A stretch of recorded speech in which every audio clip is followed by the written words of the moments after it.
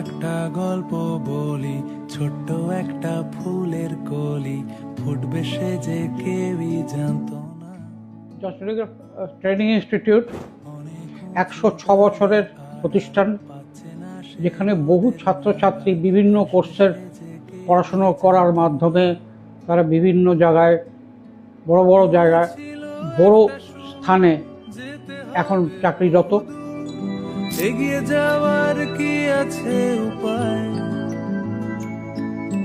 হাজার মুখে হারিয়ে থমকে আছে দাঁড়িয়ে, হাতটা ধরার বন্ধুকে কোথায়।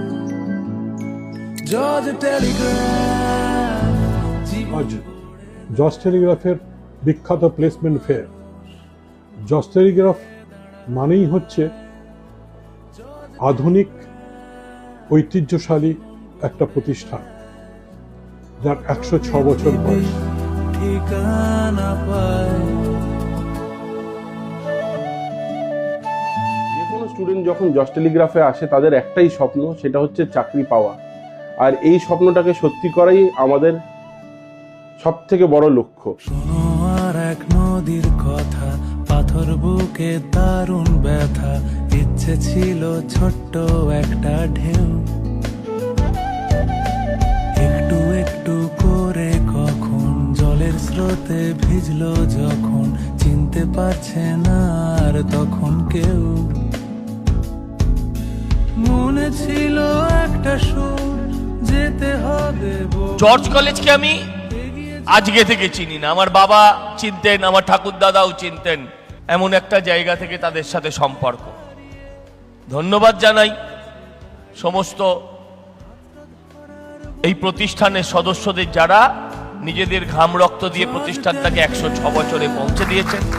এবং কেন এই প্রতিষ্ঠান নিজেকে ধীরে ধীরে ধীরে ধীরে 106 বছর ধরে বয়ে নিয়ে যেতে পারছে এবং নানা প্রতিকূলতা কাটিয়ে আস্তে আস্তে আস্তে আস্তে বড় হতে পেরেছে, তার কারণ আমি কিছুক্ষণ আগেই গোড়াবাবুর কাছে শুনছিলাম যে সময়ের সঙ্গে যুগানুকূল হয়ে, যাকে বলে অ্যাডাপ্টেবিলিটি, যুগানুকূল হয়ে নিজেদেরকে বদলে ফেলা, আমরা যাকে বলি change is the only constant in the society, সেইটাকে বহন করেছে জর্জ টেলিগ্রাফ।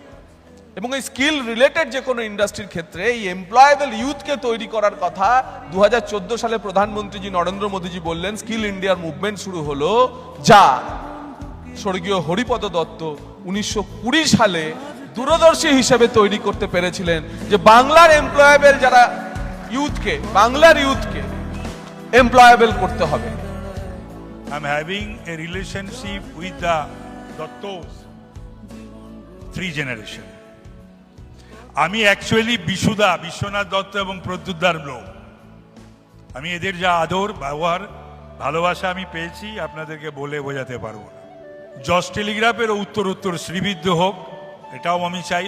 অন্য কোনো জায়গা হলে আমি কিন্তু হয়তো আসতে পারিনি, আসতাম না, কিন্তু আমার পরীক্ষা অফ কনসায়েন্স হচ্ছিল, বিকজ অফ রিলেশনশিপ। আমি যেতে পারলাম না, যাই, বেরিয়ে চলে এলাম, because of relationship, nothing else. ভালো থাকবেন, নমস্কার, ধন্যবাদ। কিছুই যেন ছুঁতে পারি না। আমার নাম নিশা বিশ্বাস, আমি কম্পিউটার হার্ডওয়্যার নেটওয়ার্কিং এর স্টুডেন্ট। অনেক স্বপ্ন নিয়ে আমি জর্জ টেলিগ্রাফে ভর্তি হয়েছিলাম একটা ভালো প্লেসমেন্টের আশা। 2 বছর ধরে আমি ওয়েট করেছি একটা ভালো প্লেসমেন্টের জন্য। আজ প্লেসমেন্ট ফেয়ারে আমি একটা ভালো প্লেসমেন্ট পেয়েছি। Thank you George Telegraph. আমার নাম দিয়া দেবনাথ, আমি কম্পিউটার হার্ডওয়্যার এন্ড নেটওয়ার্কিং এর স্টুডেন্ট। অনেক স্বপ্ন নিয়ে এই ইনস্টিটিউটে আমি পা রেখেছিলাম। বর্তমানে চাকরির এরকম অবস্থা দেখে একটু ভয় পেলেও এই জর্জে ভর্তি হওয়ার ডিসিশনটা আমার খারাপ হয়নি। আজকে প্লেসমেন্ট ফেয়ারের পরে আমার অনুভূতিটি আমি বলে প্রকাশ করতে পারছি না, কিন্তু একটা আলাদাই অনুভূতি হচ্ছে আমার মনে, যেটা নিয়ে আমি খুব খুশি। আমি আকাশ দাস, আমি জর্জ টেলিগ্রাফের স্টুডেন্ট। আমি automobile engineering with EV technology student. আমি অনেক স্বপ্ন নিয়ে জর্জ টেলিগ্রাফে এসেছিলাম, আর বর্তমান অবস্থায় চাকরির অবস্থা এত খারাপ দেখাতো, তবু আমি অনেকটা ভয় পেয়ে গেছিলাম।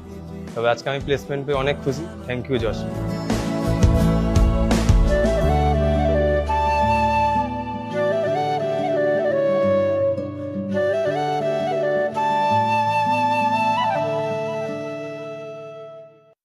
জর্জ টেলিগ্রাফ জীবন গড়ে দেয়।